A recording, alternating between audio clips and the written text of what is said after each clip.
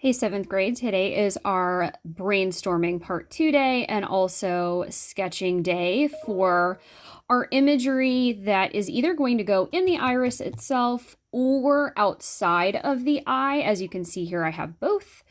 My sketch is a little bit at a different part than yours will be, but by the end of the block, what you should have is a pretty firm idea and a pretty decent start of a sketch for your imagery. Okay. Now, if you were with me last class period, we looked at a video I created of how to sketch out an eye. So we did that together as a class. If you were not here last time, I do have that video for you all. If you feel like the eye you drew last time is not good or you have a different idea, you may want to reference that video to create another sketch of an eye. But today our main focus is brainstorming about perspective and then generating imagery or sketching out and creating our own imagery of what could fit that particular theme or idea with the perspective that you are trying to achieve within your artwork.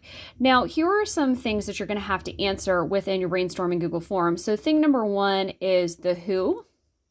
So whose perspective. Thing number 2 is the what. So issue or topic.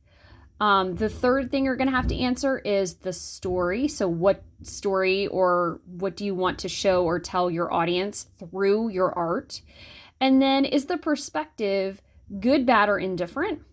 And how are you going to show that through eye position and color? Okay, so that's a lot of artistic choices you're going to need to make. And I wanted to reference my drawing right here that I have to share with you. Okay, so I'm going to answer this for my own. You are going to figure out what it is for you. So for the who, or whose perspective, your categories are you. So you can do your own perspective. You can do someone you know, their perspective or their story. You can do an occupation, meaning a job. You can do a fictitious character, so somebody out of a book or movie. You can also do an animal's perspective or an inanimate object's perspective. Now, I, for mine, chose me. Okay, so I tend to make my art all about me. So this references not only my perspective, but also my perspective as a teacher, okay, which I will get into in just a moment.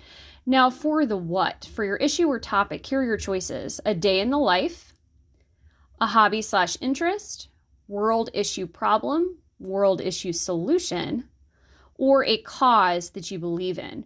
Now, what I chose to do for mine, since I'm doing mine as an occupation, I just happen to be a teacher, right? For mine, I was doing kind of a day in the life.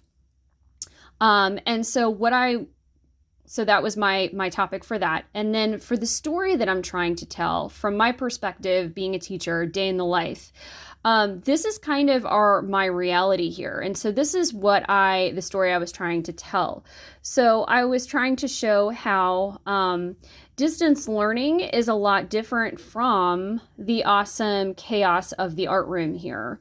So in my daily life, this is what my screen looks like. It looks like 24 little blank orbs on my screen where I am looking at this. I'm presenting to these little orbs, which are you all.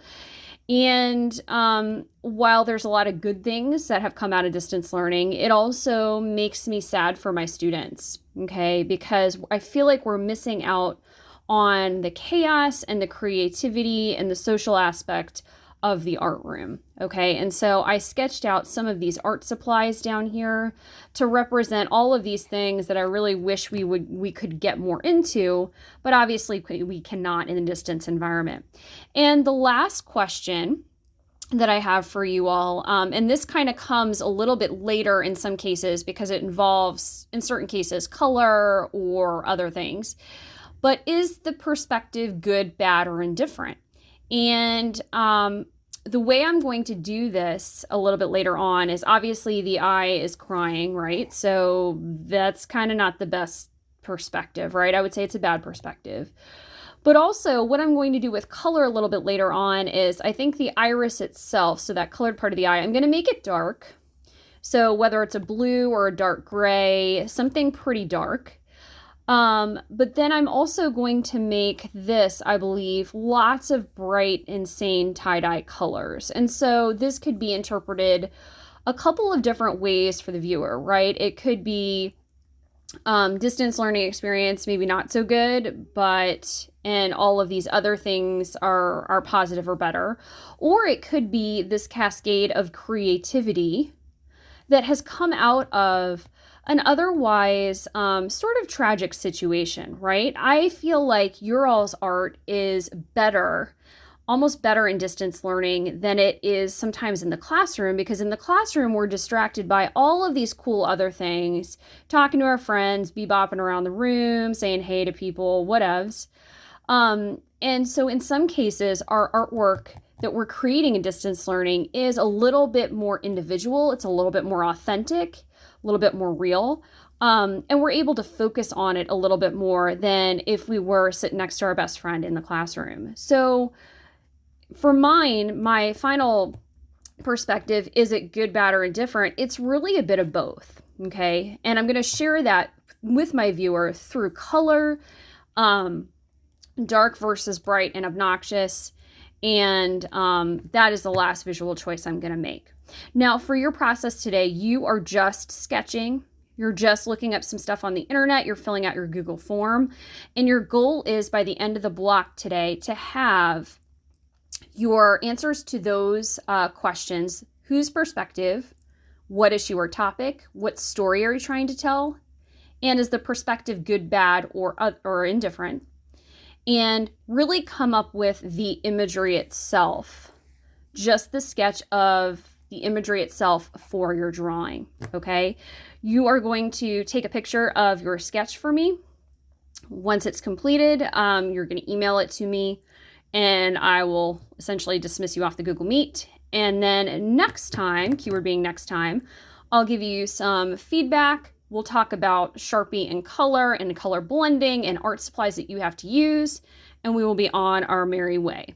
Okay, so sketches with imagery, okay, just a sketch by the end of the block, emailed to me, and we'll be on our way.